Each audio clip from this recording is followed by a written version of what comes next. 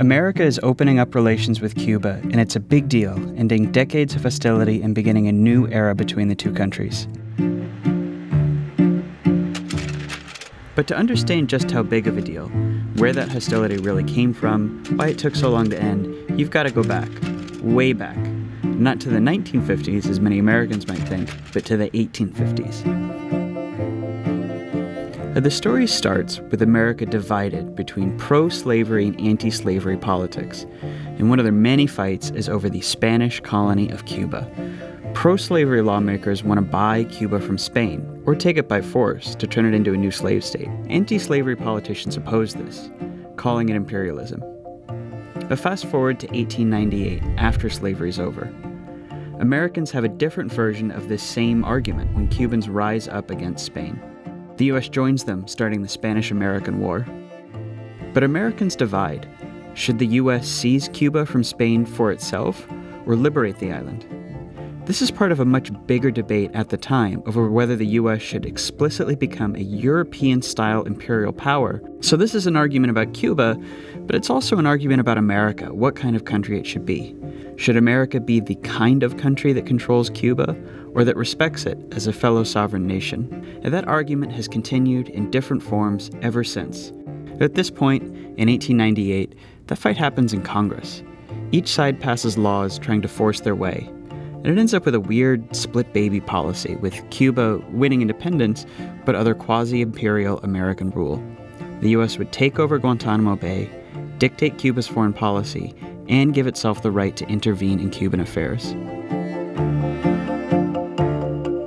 Then came the American interventions in Cuba in 1906, 1917. Each time, the U.S. military takes over for a few years, ostensibly to resolve some political crisis, but that usually means protecting American interests, such as sugar imports.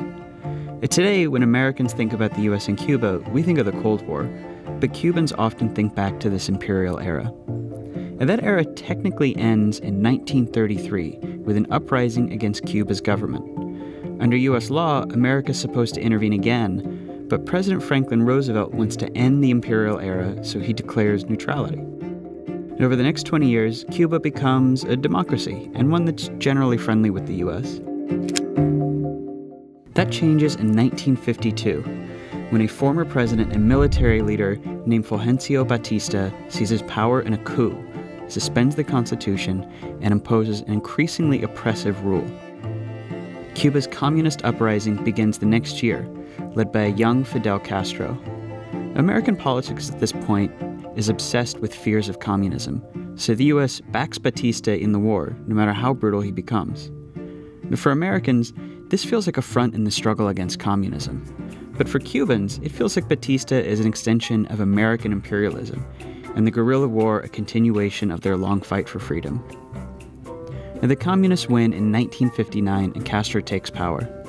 The U.S., fearing communism's expansion, sets up the embargo to strangle Cuba's economy, tries to assassinate Castro, and even, in the disaster known as Bay of Pigs, sends in CIA-trained Cubans to try to take over the island. Castro turns to the Soviets for help, and in 1962 they nearly start World War III when the U.S. blocks Soviet efforts to put nuclear missiles in Cuba.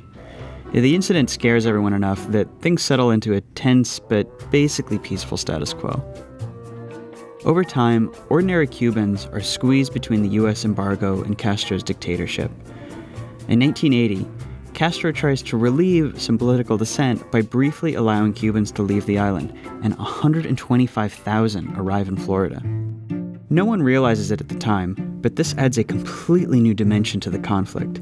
It's now also about the internal Cuban battle between Castro versus Cuban dissidents, which plays out through American politics. And this becomes really important in the 1990s. After the Soviet Union collapses, President Bill Clinton, seeing Cuba poses no threat, wants to end the conflict. And so does Castro, who can't count on Soviet aid anymore. But Cubans in America, who suffered terribly at Castro's hand, want to see him fall and push for keeping the embargo. In the middle of this fight, in 1996, Cuba shoots down 2 private planes chartered by Cuban-American activists. There's a big backlash in the US, and Clinton backs down.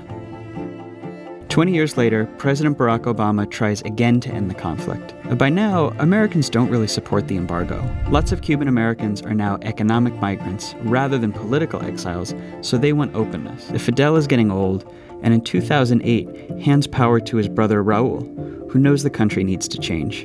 The US and Cuba start secret talks in 2013. The new Pope, Francis, helps negotiate. In 2014, they reveal their agreement to end the conflict, and the next year, Obama becomes the first president to visit since Calvin Coolidge in 1928. The US and Cuba have never really had normal relations until now, and that's crucial to understanding why it took so long for this to happen.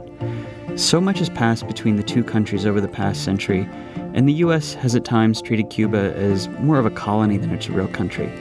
It's a lot to get over, but it looks like they might both finally be ready.